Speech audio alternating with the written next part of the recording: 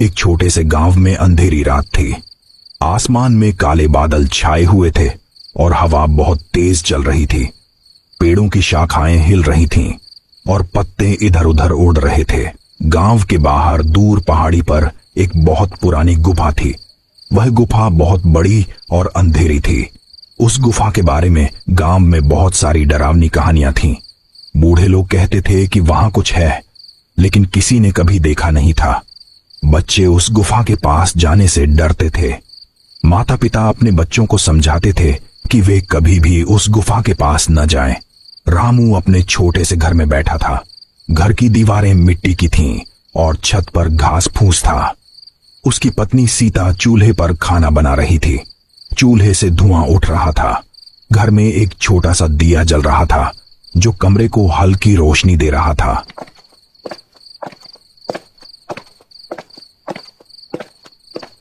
अरे बाप रे, ये हवा तो बहुत तेज है आज। ऐसी हवा तो कभी नहीं चली। कोई बात नहीं सीता, शायद मौसम बदल रहा है। तभी बाहर से कुछ बहुत अजीब सी आवाज आई। वह आवाज किसी के रोने जैसी लग रही थी, लेकिन यह किसी सामान्य इंसान के रोने जैसी नहीं थी। यह आवाज बहुत दर्द भरी और डरावनी थी। आवाज पहाड़ी की तरफ से आ रही थी जहां वह पुरानी गुफा थी। सुनाई दिया तुम्हें? ये आवाज कहाँ से आ रही है? मुझे तो बहुत डर लग रहा है। हाँ, सुनाई दिया। लगता है पहाड़ी की तरफ से आ रही है।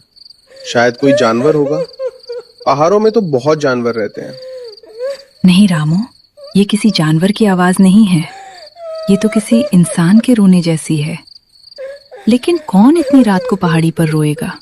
लेकिन वह आवाज फिर से आई, इस बार पहले से भी ज्यादा तेज और डरावनी।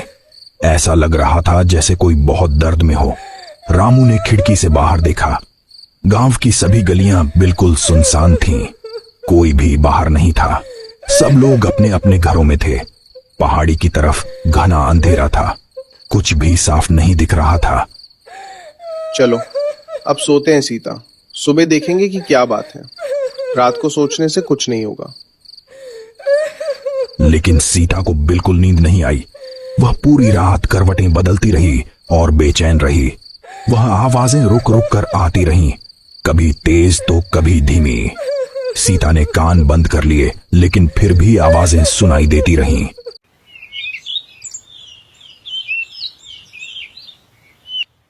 अगले दिन सुबह सूरज निकला। मुर्गे बांग दे रहे थे। गांव के लोग अपने अपने कामों में लग गए। रामू अपने खेत में काम करने गया। तभी उसका दोस्त मोहन तेजी से दौड़ता हुआ आया। रामू, रामू, जल्दी आओ।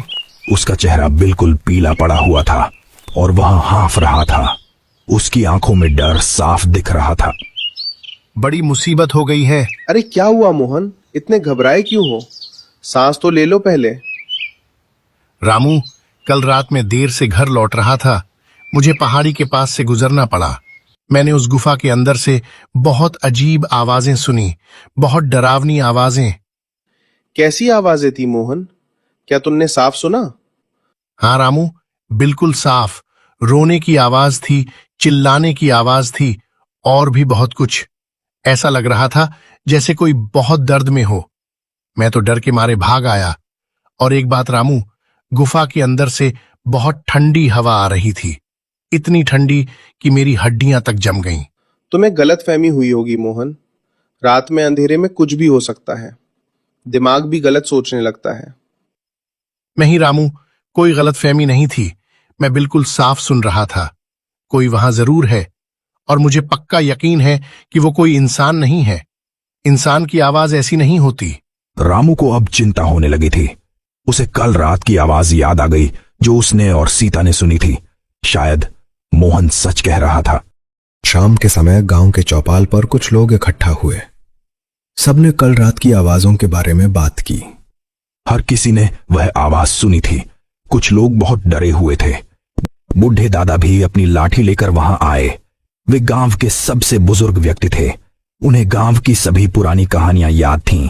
मैं तुम सबको बहुत पहले से कह रहा हूं, उस गुफा के पास कभी मत जाओ, खासकर रात के समय। लेकिन क्यों दादाजी, वहां क्या है? हाँ दादाजी, हमें बताइए, लेकिन वो गुफा तो खेतों के रास्ते में पड़ती है, हम वहां से कैसे न जाएं? तो फिर दिन में जाओ, सूरज की रोशनी में जाओ, लेकिन रात में कभी नहीं। लेकिन क्या है वहां दादाजी, हमें बताइए। सुनो, मैं तुम्हें एक पुरानी कहानी सुनाता हूं। ये बात 50 साल पुरानी है। उस समय मैं जवान था। उस गुफा में एक औरत रहती थी। उसका नाम मंजरी था। वो बहुत अकेली रहती थी। गांव के लोग कहते थे कि वो जादू टोना जानती है। लोग उससे डरते थे। कुछ लोग कहते थे कि वो लोगों को बीमार कर देती है। कुछ कहते थे कि वो रात को निकलती है और अजीब काम करती है। सब लोग ध्यान से सुन रहे थे।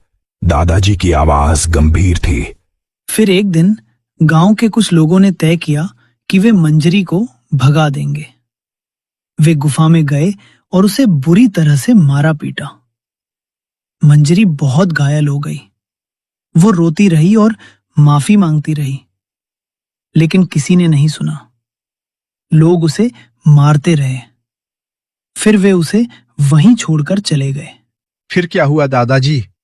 उसके बाद किसी ने मंजरी को नहीं देखा। लोगों ने सोचा कि वो कहीं और चली गई। लेकिन कुछ दिनों बाद उस गुफा से अजीब आवाजें आने लगी। रोने की आवाज, चीखने की आवाज। लोग समझ गए कि मंजरी वहीं मर गई थी। उसके घावों से वो बच नहीं पाई। लोग कहते हैं कि उसकी आत्मा अब भी वहां भटकती है। वो अब भी उस गुफा में है। वो अपने दर्द को नहीं भूल पाई। तो क्या अब भी वो वहां है दादाजी? हाँ बेटा, उसकी आत्मा शांत नहीं हुई। वो अब भी वहां है। इसलिए मैं कहता हूं कि रात को उस तरफ मत जाओ। दिन में भी सावधान रहो, और गुफा के अंदर तो बिल्कुल मत जाना। सब लोग बहुत डर गए थे। गांव में हर जगह इसी बात की चर्चा होने लगी। अगले दिन शाम का समय था। सूरज डूबने वाला था। छोटा राजू अपने दोस्तों के साथ गांव के बाहर खेल रहा था। गेंद दूर उछलती हुई पहाड़ी की तरफ चली गई। अरे, मेरी गेंद वहां चली गई। राजू का दोस्त बोला, वहां मत जाओ, गुफा वहीं है। लेकिन राजू बहादुर लड़का था। उसे किसी बात का डर नहीं था। अरे कुछ नहीं होगा, अभी तो दिन है, थोड़ी रोशनी है, मैं जल्दी आता हूँ। राजू दौड़ता हुआ गेंद लेने गया। वह पहाड़ी पर चढ़ने लगा। पत्थर और झाड़ियां थीं। उसे चढ़ने में मुश्किल हो रही थी। फिर उसने ऊपर देखा। गुफा दिखाई दे रही थी। गुफा का मुंह बहुत बड़ा और काला था। बहुत डरावना लग रहा था। राजू ने इधर उधर देखा। उसे अपनी गेंद दिखाई दी। गेंद गुफा के बिल्कुल पास पड़ी थी। राजू धीरे धीरे वहां गया। उसने गेंद उठाई। जैसे ही वह मुड़ा, उसे गुफा के अंदर से बहुत ठंडी हवा महसूस हुई। इतनी ठंडी कि उसके हाथ पैर ठंडे हो गए। साथ ही एक बहुत अजीब और बुरी दुर्गंध आई, सड़ी हुई चीजों जैसी गंध। राजू ने हिम्मत करके गुफा के अंदर देखा। अंदर बिल्कुल अंधेरा था। कुछ भी दिख नहीं रहा था। लेकिन उसे एक अजीब एहसास हुआ। ऐसा लगा जैसे अंदर से कोई उसे देख रहा है, उसे ध्यान से घूर रहा है। फिर उसे सांस लेने की आवाज सुनाई दी। कोई अंदर सांस ले रहा था, धीरे धीरे लेकिन साफ। कौन है वहां? कोई है क्या? राजू की आवाज कांप रही थी। उसे बहुत डर लग रहा था। कोई जवाब नहीं आया, लेकिन सांस लेने की आवाज और तेज हो गई। अब वह तेज तेज सांस ले रहा था, जैसे कोई गुस्से में हो। राजू बहुत घबरा गया। उसने गेंद पकड़ी और भागते हुए नीचे की तरफ दौड़ा। वह इतना तेज भागा कि गिरते गिरते बचा। उसका दिल जोर जोर से धड़क रहा था। वह सीधा रामू के घर गया। रामू बाहर बैठा था। रामू काका, रामू काका, गुफा में कोई है, सच में कोई है। अरे राजू बेटा, क्या हुआ? इतना क्यों घबराए हो? पानी पियो पहले। राजू ने पानी पिया। फिर उसने सब कुछ बताया। मैं गेंद लेने गया था। गुफा के पास से ठंडी हवा आई और बहुत बुरी गंध भी। फिर मैंने सांस लेने की आवाज सुनी। कोई अंदर था। मुझे साफ लग रहा था कि कोई मुझे देख रहा है। सीता भी बाहर आ गई थी। वह बहुत चिंतित थी। हे भगवान, ये लड़का वहां गया क्यों? कुछ हो जाता तो? राजू बेटा, अब कभी भी वहां मत जाना, कभी भी नहीं, समझे? बहुत खतरनाक है वो जगह। राजू ने सिर हिलाया। वह अभी भी कांप रहा था। उसके चेहरे पर डर साफ दिख रहा था। रामू ने उसे घर पहुंचाया। रात का समय हो गया। अंधेरा छा गया था। रामू और सीता सोने की तैयारी कर रहे थे। सीता ने दरवाजा अच्छे से बंद किया, खिड़की भी बंद कर दी। तभी फिर से वही आवाज आई।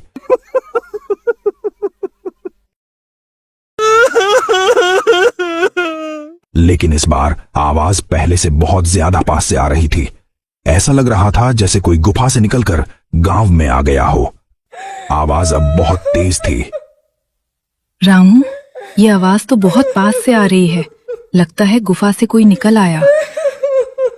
हाँ सीता, मुझे भी ऐसा ही लग रहा है, कुछ गड़बड़ है।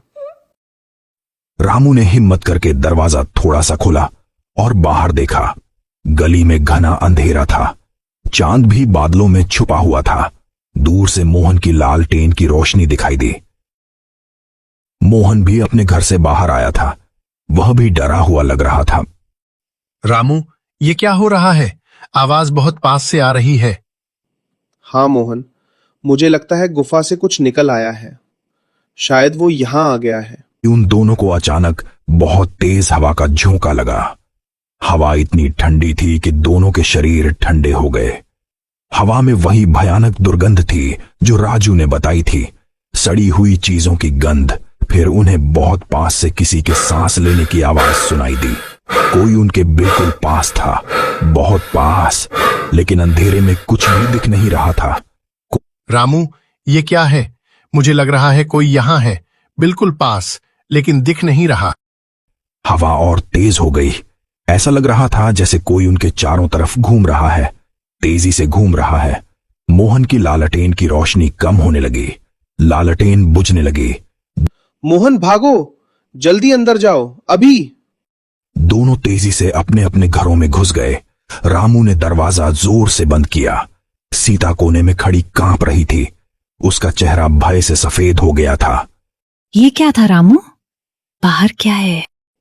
पता नहीं सीता, लेकिन जो भी है वो यहां है, हमारे गांव में आ गया है। बाहर से अब बहुत सारी अजीब आवाजें आने लगीं। कभी रोने की आवाज आती, बहुत दर्द भरी आवाज, कभी किसी के धीरे धीरे चलने की आवाज, पैरों को घसीटने की आवाज। लेकिन अभी भी कुछ दिख नहीं रहा था। सब आवाजें थीं, लेकिन कोई दिख नहीं रहा था। फिर अचानक उनके दरवाजे पर खटखटाहट होने लगी। धीमी लेकिन लगातार खटखटाहट, खट खट खट, बार बार, रुकती नहीं थी। रामू, दरवाजा मत खोलना, प्लीज मत खोलना। मैं नहीं खोलूंगा सीता, तुम चिंता मत करो, हम चुप रहेंगे। खटखटाहट कुछ देर चलती रही, फिर रुक गई।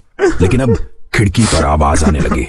कोई खिड़की को खरोंच रहा था, नाखूनों से खरोंच रहा था। खरखर की आवाज आ रही थी, बहुत डरावनी आवाज। दोनों डर के मारे एक दूसरे के पास बैठ गए। वे बिल्कुल चुप थे, बोल भी नहीं रहे थे। उनका दिल तेज धड़क रहा था। फिर उन्हें छत से आवाज आई। छत पर कोई चल रहा था। धीरे धीरे पैरों को घसीटते हुए छत से मिट्टी गिरने लगी। आवाजें लगातार आती रहीं पूरी रात, कभी दरवाजे पर, कभी खिड़की पर, कभी छत पर। लेकिन कुछ दिख नहीं रहा था, सिर्फ आवाजें और वह भयानक ठंडी हवा और वह दुर्गंध। ये तीनों चीजें बताती थीं कि कोई वहां है। पूरी रात दोनों जागते रहे, एक पल भी नहीं सोए। सुबह हुई, मुर्गों ने बांग दी, सूरज निकला। रामू ने धीरे से दरवाजा खोला। बाहर सब कुछ सामान्य लग रहा था, लेकिन जमीन पर कुछ अजीब निशान थे। ये पैरों के निशान नहीं थे, ये लंबी खरोंचों के निशान थे, जैसे किसी ने लंबे नाखूनों से जमीन को खोदा हो। दरवाजे पर भी खरोंच के निशान थे। मोहन भी अपने घर से बाहर आया। उसका चेहरा बहुत थका हुआ था, उसकी आंखें लाल थीं, पूरी रात जागने से। रामू, पूरी रात नींद नहीं आई। वो चीज मेरे घर पर भी आई थी, वही आवाजें, वही खटखटाहट। हाँ मोहन, मेरे घर पर भी यही हुआ। अब हमें कुछ करना ही होगा, ऐसे तो हम जी नहीं पाएंगे। दोपहर में रामू, मोहन, बुढ़े दादा और राजू मिले। चारों बहुत चिंतित थे। दादाजी, अब हम क्या करें? हर रात यही होता रहेगा तो हम कैसे जिएंगे? मैं सोच रहा हूं, मंजरी की आत्मा को कुछ चाहिए। वो कुछ ढूंढ रही है, इसीलिए वो गांव में आ रही है। लेकिन क्या चाहिए उसे दादाजी? अगर हमें पता चल जाए तो शायद हम कुछ कर सकें। मुझे एक बात याद आ रही है। जब लोगों ने मंजरी को मारा था तब उसने कुछ कहा था। उसने कहा था कि उसकी एक बहुत कीमती चीज गुफा में रह गई है।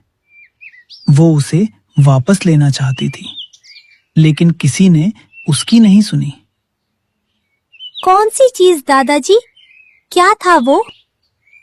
एक लाल कपड़े में लिपटा हुआ कुछ था। मुझे याद है उसने कहा था लाल कपड़ा। शायद कोई ताबीज था या कोई गहना। उसके लिए बहुत कीमती था। तो क्या हमें गुफा में जाना होगा और वो चीज ढूंढनी होगी? हाँ मोहन, लेकिन बहुत सावधानी से। और दिन में जाना, जब सूरज आसमान में हो। रात में बिल्कुल मत जाना। अगले दिन दोपहर का समय था। सूरज पूरी ताकत से चमक रहा था। रामू और मोहन गुफा की तरफ चले। बुढ़े दादा और राजू पहाड़ी के नीचे इंतजार करने लगे। दोनों बहुत डरे हुए थे, लेकिन उन्हें जाना ही था। गुफा का मुंह बहुत बड़ा और डरावना लग रहा था। दिन में भी वह डरावनी लग रही थी। अंदर से ठंडी हवा आ रही थी। दोनों धीरे धीरे अंदर गए। रामू ने मशाल जलाई। मशाल की रोशनी में गुफा की दीवारें दिखाई दीं। दीवारें गीली थीं, उन पर काई लगी हुई थी। दीवारों पर बहुत सारे खरोंच के निशान भी थे, लंबे और गहरे निशान। वे धीरे धीरे आगे बढ़े। गुफा अंदर से बहुत लंबी थी। चलते चलते उन्हें एक कोना दिखा। वहां पुराने फटे कपड़े पड़े थे, कुछ टूटे बर्तन भी थे। यहां कोई रहता था। यह मंजरी की जगह थी। मोहन, यहां देखो, यहां कोई रहता था। ये सब चीजें देखो। हाँ रामू, यहीं वो रहती होगी। अब लाल कपड़ा ढूंढो, जल्दी करो। दोनों ने वहां ढूंढना शुरू किया। उन्होंने सब चीजें देखीं। तभी मोहन को एक बड़े पत्थर के नीचे कुछ लाल दिखाई दिया। रामू, यहां देखो, ये रहा। वहां एक मैला लाल कपड़ा था, उसमें कुछ लिपटा हुआ था। मोहन ने सावधानी से उसे उठाया। कपड़ा बहुत पुराना था। यही है मोहन, यही वो चीज है जो वो ढूंढ रही है। चलो, अब जल्दी से बाहर चलते हैं। तभी गुफा के अंदर से अचानक बहुत तेज हवा चलने लगी। ऐसा लगा जैसे तूफान आ गया हो। मशाल की लौ तेजी से हिलने लगी, बुझने लगी। दोनों को बहुत ठंडक महसूस हुई, इतनी ठंडी कि उनकी सांस दिखने लगी। फिर उन्हें गुफा के अंदर से सांस लेने की आवाज सुनाई दी। तेज तेज सांस। गुस्से में आवाज पास आ रही थी, तेजी से पास आ रही थी। रामू भागो, जल्दी भागो, वो यहां है। दोनों तेजी से दौड़े। हवा उनका पीछा कर रही थी, बहुत तेज हवा, ठंडी हवा। वे लड़खड़ाते हुए भागते रहे। आखिरकार वे गुफा से बाहर आ गए। नीचे भागे, जहां दादा और राजू इंतजार कर रहे थे। मोहन ने लाल कपड़ा दादाजी को दिया। बुढ़े दादा ने सावधानी से लाल कपड़ा खोला। अंदर एक पुराना ताबीज था, चांदी का ताबीज। उस पर कुछ लिखा हुआ था। ये वही है, ये उसका ताबीज है। उसके लिए ये बहुत कीमती था। अब हमें ये उसे वापस देना होगा। लेकिन कैसे दादाजी? वो तो दिखती नहीं। हमें इसे वापस गुफा में रखना होगा, लेकिन इस बार गुफा के बाहर, ताकि वो आसानी से ले सके। रात में रख देंगे, दूर से, फिर भाग जाएंगे। लेकिन दादाजी, रात में वो आती है, खतरनाक है। इसीलिए तो रात में रखेंगे, ताकि वो ले सके। दिन में वो नहीं आती, रात में ही आती है। शाम हो गई। सूरज डूबने लगा। रामू और मोहन फिर से तैयार हुए। इस बार वे सिर्फ ताबीज लेकर जाएंगे, गुफा के अंदर नहीं जाएंगे, बस बाहर रखेंगे। रात हुई, अंधेरा छा गया। रामू और मोहन पहाड़ी पर गए। दोनों के पास लालटेन थी। वे धीरे धीरे गुफा के पास पहुंचे। गुफा के बाहर एक बड़ा सा पत्थर था। रामू ने वहां लाल कपड़े में लिपटा ताबीज रख दिया। सावधानी से रखा। हो गया, अब चलते हैं, लेकिन थोड़ी दूर से देखते हैं क्या होता है। दोनों थोड़ी दूर जाकर एक बड़े पत्थर के पीछे छुप गए। वहां से गुफा दिख रही थी। वे चुपचाप इंतजार करने लगे। कुछ देर बाद हवा चलने लगी। धीरे धीरे फिर वही आवाजें शुरू हुई, रोने की आवाज, लेकिन इस बार आवाज अलग थी। इतनी दर्द भरी नहीं थी। फिर वे सांस लेने की आवाज सुन सके। आवाज गुफा से आ रही थी।